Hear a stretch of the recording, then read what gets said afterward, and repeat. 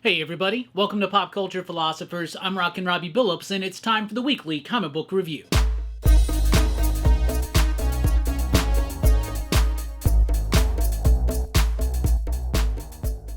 That's right, everybody. Thanks for checking out the video. I am Rockin Robbie Billups. This is the weekly comic book review. It's the show where I read a lot of comic books, and I'll let you know what I thought about them. And we always start with the pick of the week. This week's pick of the week: One for Sorrow, issue number 1 from Distillery. Now, this is written and illustrated by Jamie McKelvey, who you may know from Phonograph, or from Wicked and the Divine, or from Young Justice, other collaborations with Kieran Gillen.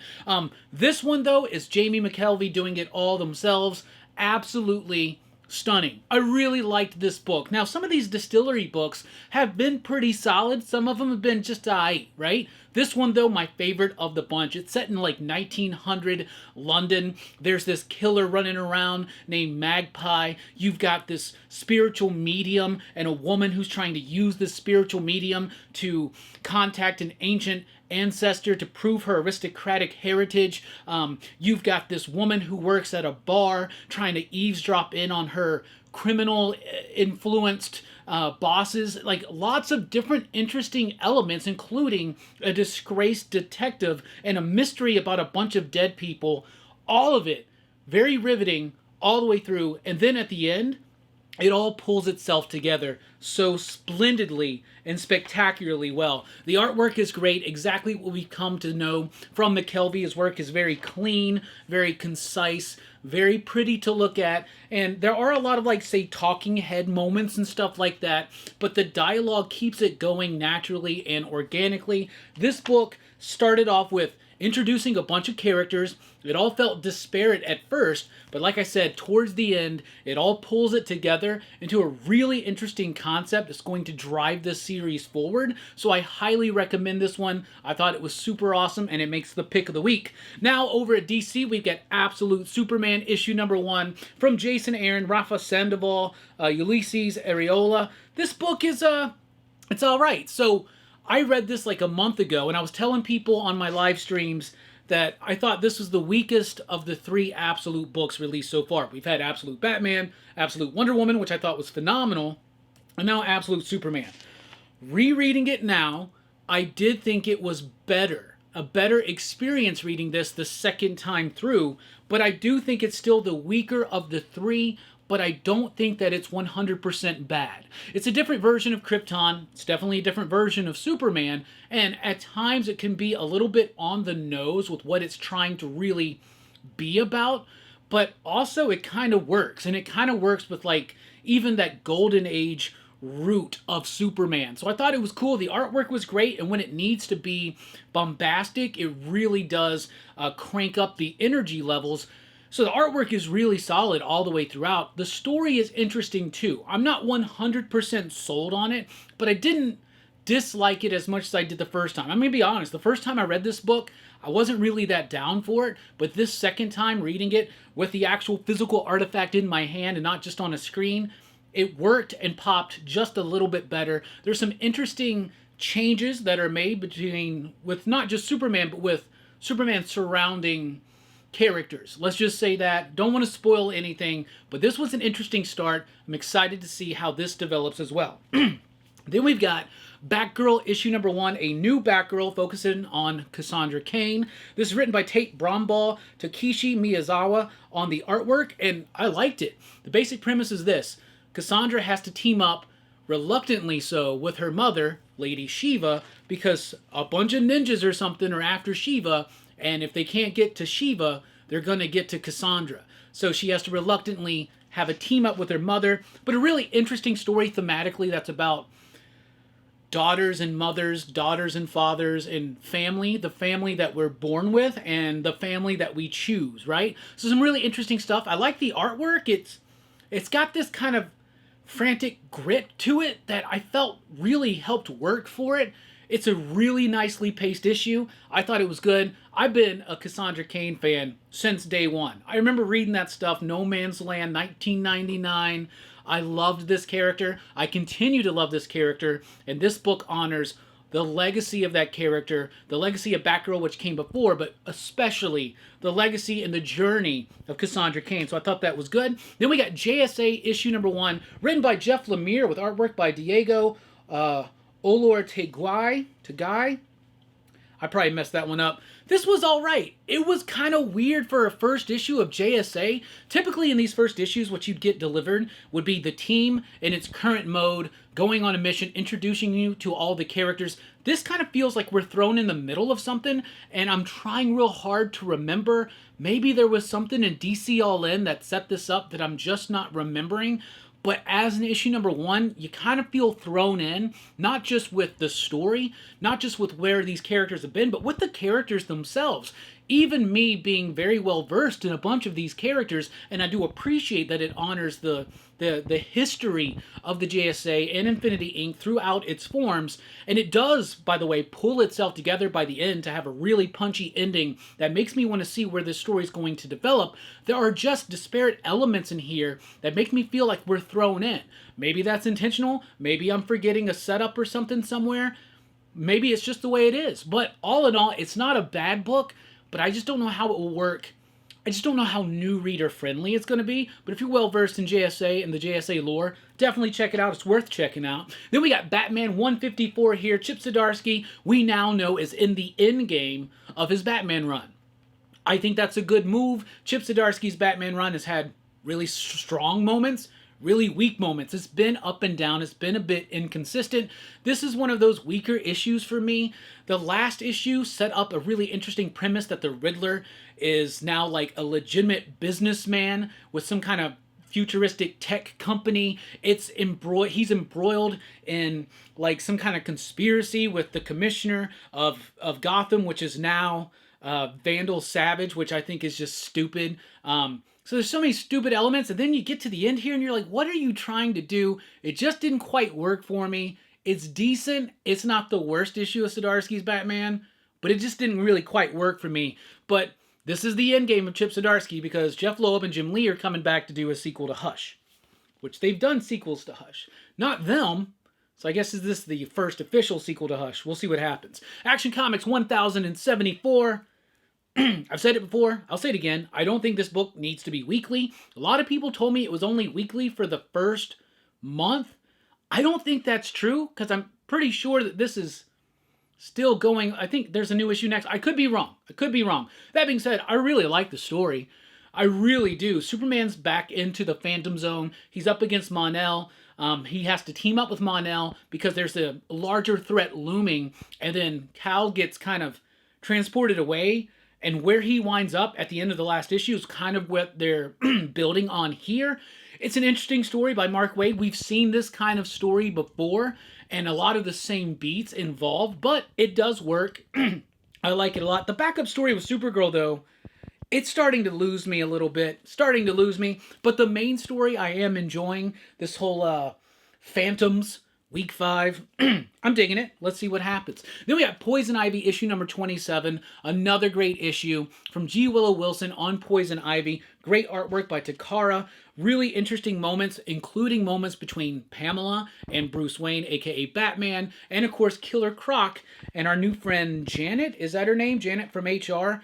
Really interesting stuff. There's a new cult out there in Gotham who's trying to set up, it seems, Poison Ivy to be their leader. So everybody thinks Poison Ivy's back to her eco-terrorist roots. And even though she's not against it necessarily, she's not responsible. She's trying to figure out what's going on. If you've been really digging Poison Ivy like I have for the previous 26 issues, no reason you're not going to like 27. Then we got Green Arrow, the 2024 annual, written by Josh Williamson, and this is the official last piece of the Green Arrow Josh Williamson puzzle. This was an excellent issue. I really enjoyed this one. So one thing that I've heard from people, from writers, is that when you do a run on a character and you're about to end it, one of the things you want to do is kind of make your stamp on the future of the character, right? Think about things like Frank Miller on Batman, right? Did year 1, right? But he also did Dark Knight Returns, his statement on the future of Batman, right?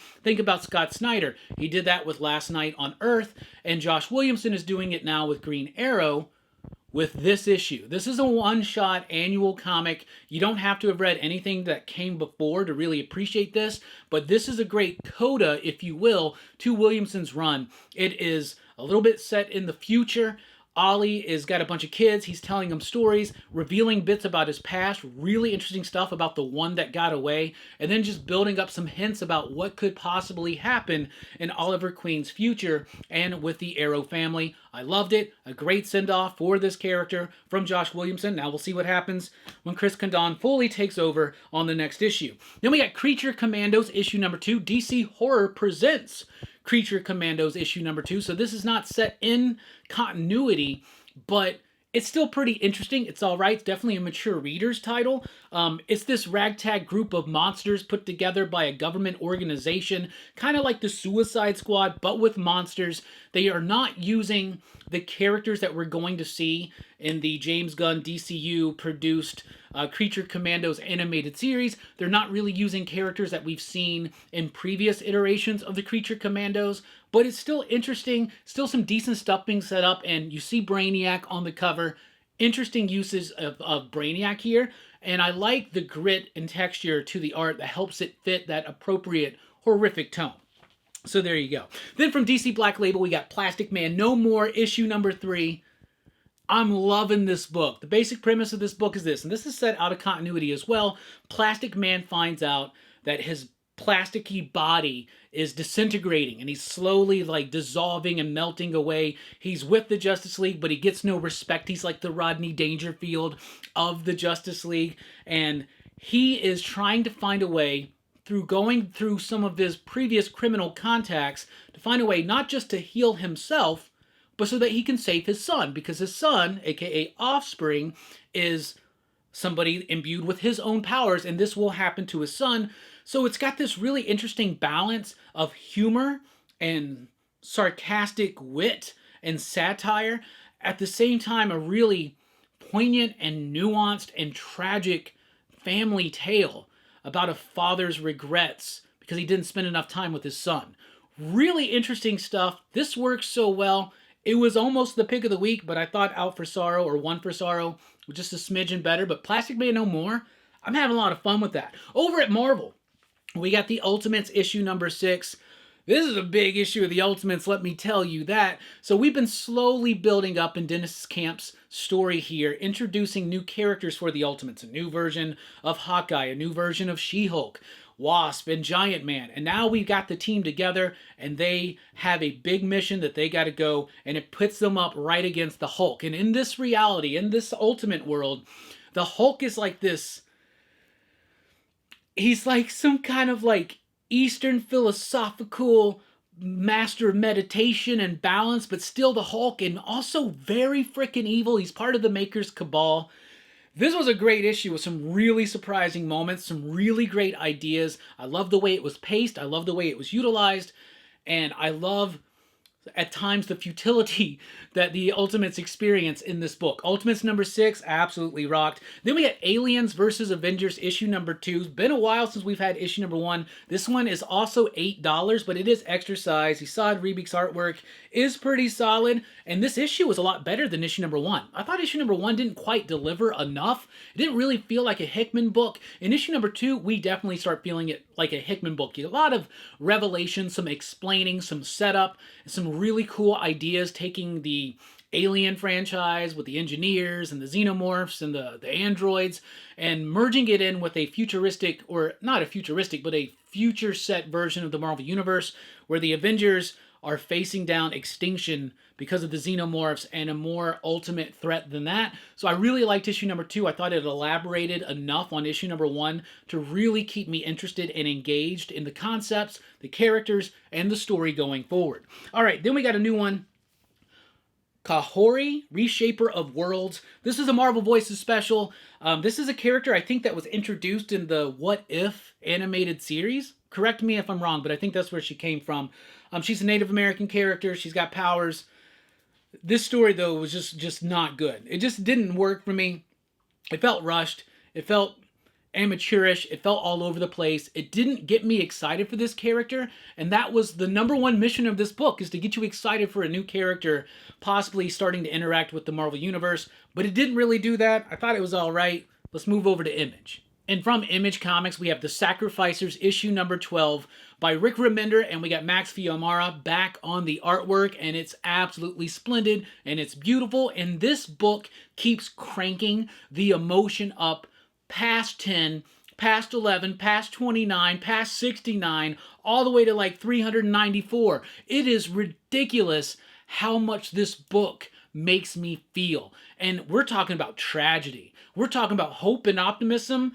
But here lately in the pages of Sacrificers, that's been few and far between. This book rocks. It's so freaking good. And there are some big moments and really just gut-wrenching moments in Sacrificers. But if you think about the title and what this book is about, it's about these like gods that like make people feel like they got to sacrifice one of their kids every so often in a community to help, the seasons and help the crops and all that kind of stuff. And it just goes all out of whack. And this book is profoundly, insanely emotional. And I mean that in a very positive light. The Sacrificers number 12 was spectacular. Then we're here with a new issue of Saga. Saga issue number 70. Wow, this was an alright issue of Saga. Saga pretty much is really good as a trade read when you get to read big chunks all together. When you read it chapter to chapter, because of how infrequent the book is at times, you kind of lose yourself in the story a little bit, and some of those emotional moments don't have the impact that they probably would if you actually read them all in one big chunks. That being said, still another great issue. Still, Brian K. Vaughan knows how to propel a story forward.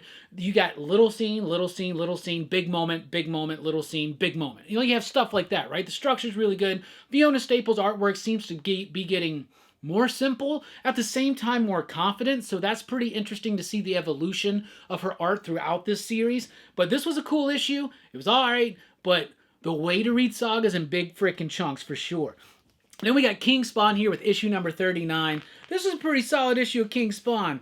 I'm really liking it. Spawn's powerless right now. He's up against angels. He's up against vampires. They've been trying to draw him out. They think they've got him. This was a really cool issue that had a nice like bait and switch kind of moment to it. That was really fun and I enjoyed it. So King Spawn number 39. And that's a super cool cover by Crystal.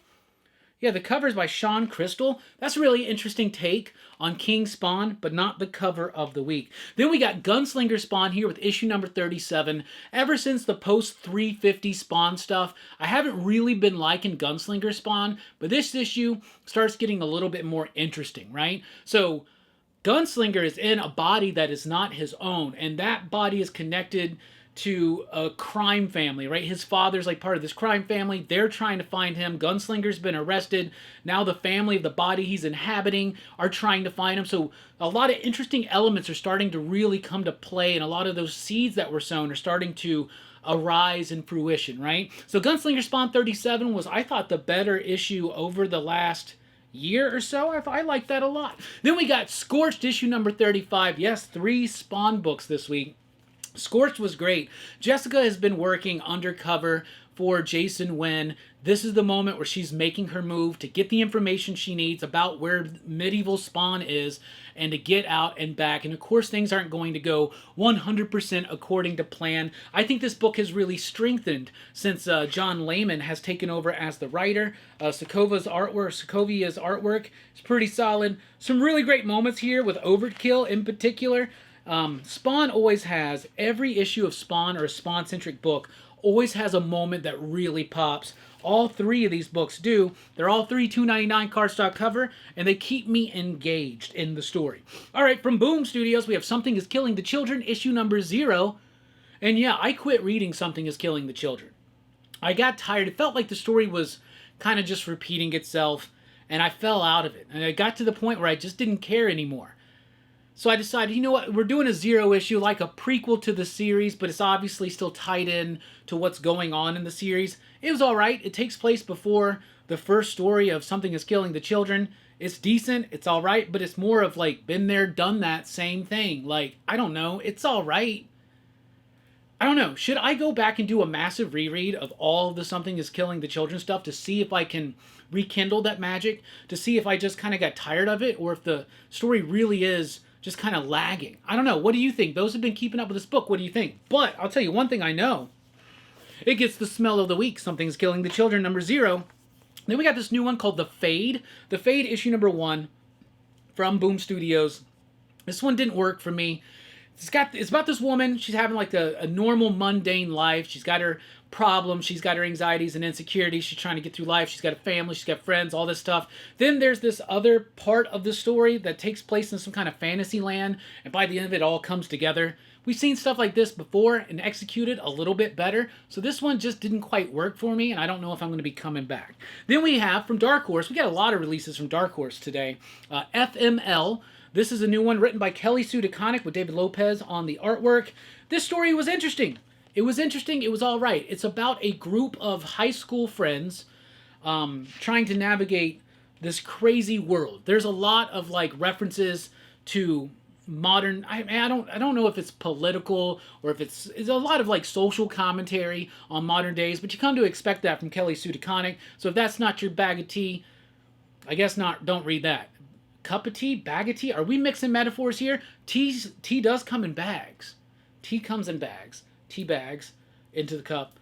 If it's not your bag or cup of tea, you know, maybe pass out on this one. But I liked it. I thought it was interesting. Some really interesting techniques with the storytelling, and they're really utilizing the format of the comic book and innovating a little bit of that and using every single bit of the comic book. So I enjoyed it. I loved the artwork. I thought the story was interesting. It didn't completely grab me, but I'm intrigued enough to see what happens in issue number 2. Then we got Living Hell, issue number 1. This is a new one from Caitlin Yarsky. I liked this one. At first, I was like, I don't know, it's all right. It's about this dude. He's like a Mr. Mom, if you will, right? He's like a stay-at-home dad. The wife is doing the work. They're kind of on the fritz. His kid loves him and adores him, and he bartends a couple days a week. But there's something else going on. And the basic premise of the book is this. Entities that used to be considered gods, at one point got sent to hell and reclassified as demons. Some of them have escaped and are now living human lives. So one of the people in this book is a demon / former god who is living a human life. And there's a lot of stuff going on. The artwork and the story and the dialogue by Caitlin Yarsky absolutely rocks. This is a really cool book, and I'm going to give it the sleeper pick of the week. Then we got the Carlyle School for Kings, issue number 1. Didn't really know anything about this. Nelson Greaves, David Castelluccio. This was not on my radar, but I'm very glad I read it because this is kind of like a sleeper hit of the week too. Really interesting story. So it's about this medieval type kingdom, right? It's like it's like a swords and sorcery fantasy kingdom or something like that. And there is this thing called like the King's School, I think. And what happens is once every generation, the people who are like the heirs of whoever's ruling whatever little kingdom or whatever, they go to this school for a year, and that determines who the next king of the whole kingdom is going to be, right? So you got this one character who's like the daughter of traitors. You got these other characters who are like the princes of the actual king. It's very much like Harry Potter a little bit, like with the school aspect of it, but the idea that the end result of after a year of this school, through a lot of trials and a lot of learning, they're going to crown a new king. I really liked this. I really liked the story. I really engaged with the characters, and the art was pretty solid too. So I thought that the Carlyle School for Kings was pretty freaking dope. Also, we got Patra issue number 3 of 4, so the penultimate issue of Patra from Scott Collins and James Robinson. This is the big revelatory issue where Patra finds out exactly what happened to her and what her mission is, right? This book has been imbued with a sense of mystery. Even though you can kind of piece together what's going on, it all gets fully explained here and then all perfectly set up for a rather dramatic and climatic conclusion in the next issue. And also Scott Collins doing some of the best work of his career. And this dude's a veteran in the industry, and to level up like that this late into his career, not that his career's at the end stages, not at all, but to level up at this point in your career, that is awesome. The art in this book is amazing. The story and the characters are very, very appealing. Then we got Nemesis Rogues Gallery, issue number 4. Nemesis has found a new sidekick.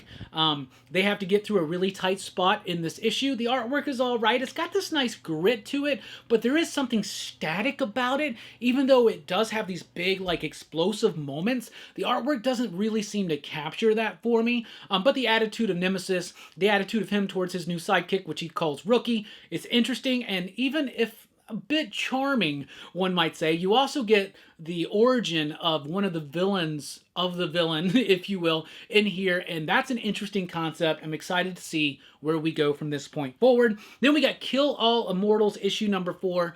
I don't know how many issues this is, maybe one more, maybe two more.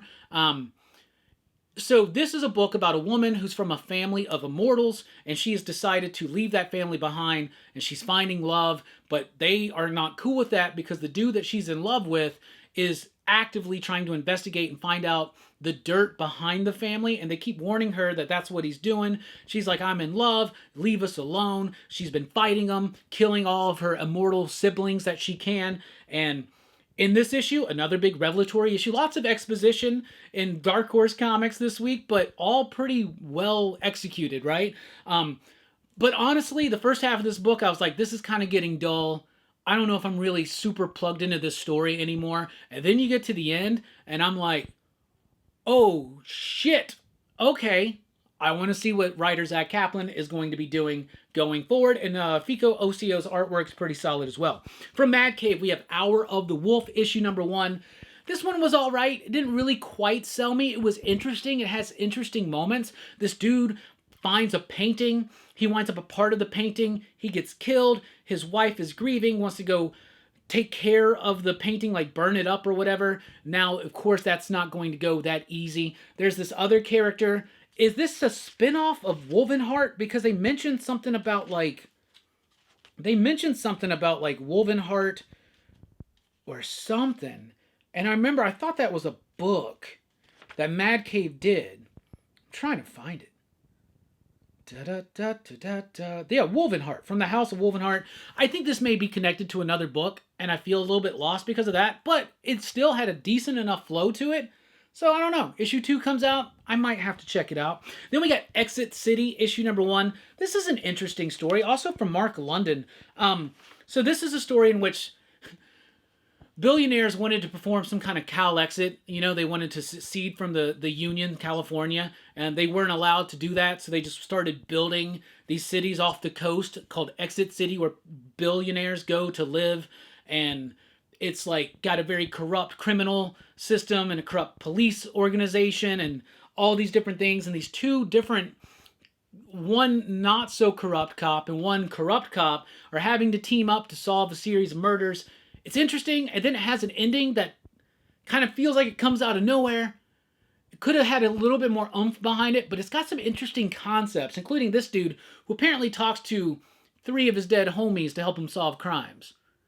Pretty interesting stuff. Cool concepts for sure. Then from Dynamite, we have Ducktales, woohoo, issue number 1. This is a new one by Brandon Montclair and Tommaso Ronda. I really liked this. So we had Brandon Montclair on the channel not too long ago to talk about this, and I was like, is this going to really reference, you know, DuckTales and DuckTales lore and stuff like that? And he goes, oh, absolutely. And I was like, well, the Carl Barks, Don Rosa stuff, he goes, that one too. This is 100% that. It is a DuckTales comic that pays so much tribute to the classic Disney comics by people like legends like Carl Barks and Don Rosa. So there are even moments where Uncle Scrooge is telling Huey, Dewey, and Louie stories from his past, and it's set up like a classic Disney strip.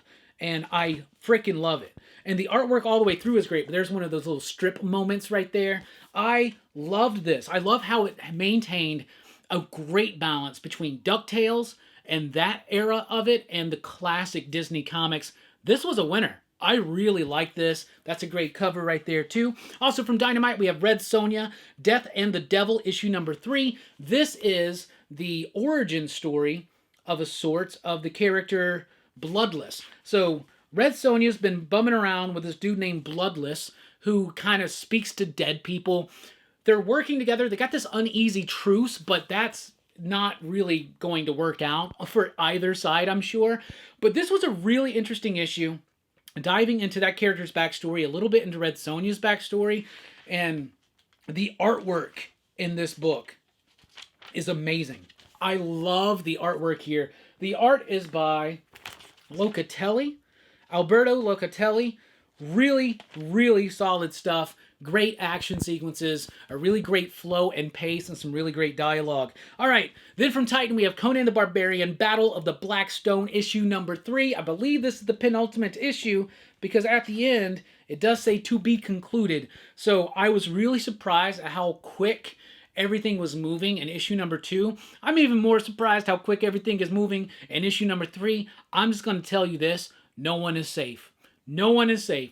If you've been reading the stuff from Jim Zub in the Conan world, no reason why you're not going to love this. A bunch of Howard characters together in a big crossover with an ultimate threat and high freaking stakes. Really cool stuff here. Just don't get attached to too many people in this book. But it rocks and it's great. All right, then we got Skin Police issue number 2 from Oni Press. Really impressed with issue number 1. Even more impressed with issue number 2. Jordan Thomas is the writer. Danielle Gedde is the artist.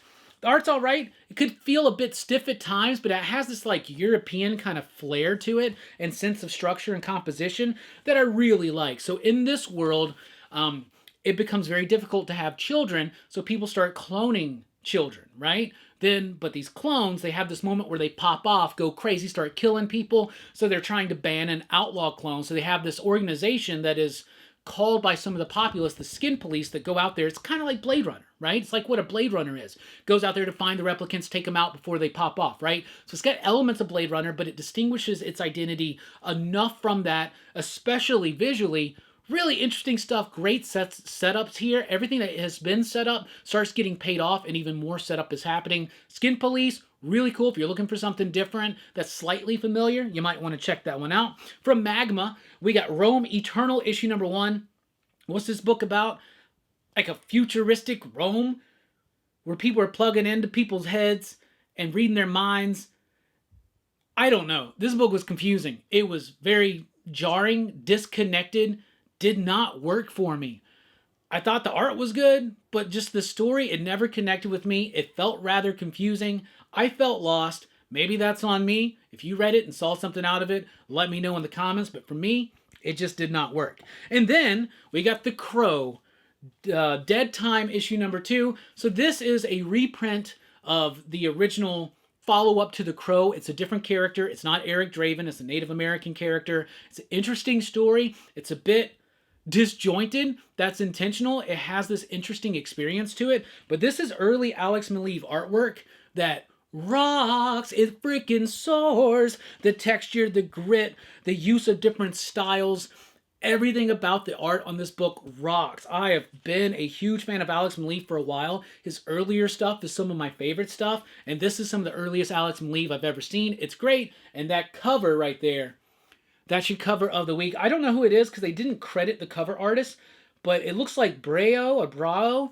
I don't know. Let me know who the cover artist is on that because that's my cover of the week. So to recap, Crow, Dead Time is here. Early Alex Maleev artwork, really cool stuff. And the cover of the week, Rome Eternal, lost me from almost page 1. Skin Police, kind of like Blade Runner, but different enough. Conan the Barbarian, Battle for the Black Stone, or Battle of the Black Stone.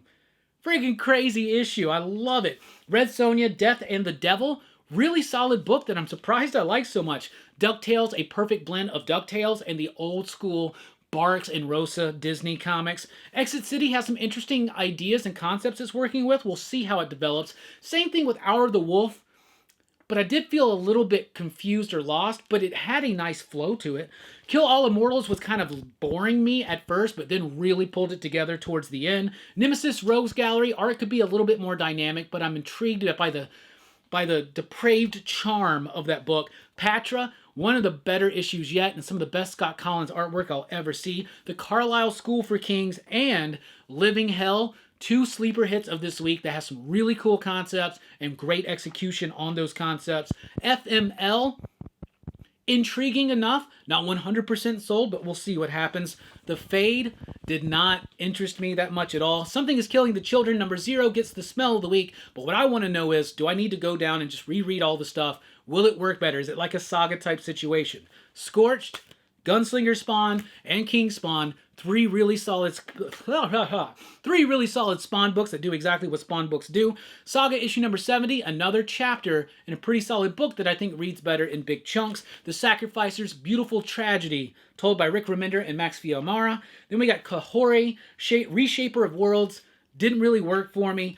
Aliens vs. Avengers number 2, I thought improved on issue number 1. The Ultimates was great as usual, a big moment for the Ultimates. Plastic Man No More is way better than I ever thought it would be. That book is amazing. Creature Commandos is alright. Green Arrow Annual from Josh Williamson, a great epilogue, coda if you will, to his run. Poison Ivy maintains the excellence that has been Poison Ivy. Action Comics, really digging the story. The backup story, not so much. Batman, this was a weaker issue. I'm kind of ready for Zdarsky's run to end, and it's ending soon. JSA, a bit of a clunky, maybe messy first issue, but it pulls itself together by the end. I'm excited to see what Lemire has in store. Batgirl, really understanding the history and the legacy of Cassandra Cain and her relationship with Lady Shiva. So if you're a fan of that character, I would highly recommend that. Absolute Superman, the weakest of the 3 Absolute books, but not as bad as I thought it was the first time I read it. Now, the first time I read it, I was hungover. Not today. So I liked it. I really did. So there you go. But the pick of the week is One for Sorrow from Distillery and Jamie McKelvey. A really great mystery, really great setup with characters, and it all pulls together so magnificently well at the end. So that's what I'm reading. That's what I'm thinking. That's what I'm digging. What are you reading? What are you thinking? What are you digging? Let us know in the comments down below. Thank you so much for checking out the video. Be sure to like, share, and subscribe. And join us over at patreon.com/PCP if you want to help support the channel. I've been Rockin Robbie Billups. Thanks for rocking with us. Keep on reading. Station. Pop, pop. Boom.